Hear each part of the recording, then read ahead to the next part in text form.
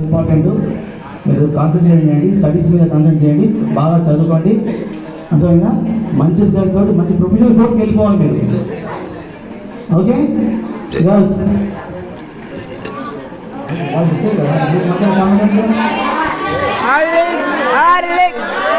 అంటే వాళ్ళు ఏమంటారు సార్, వాళ్ళు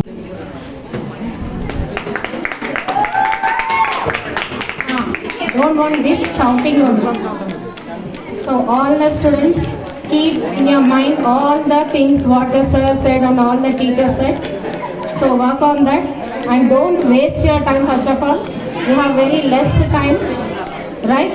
Only 1 week time is there for your exams. Prepare well and all the best for everyone. Thank you.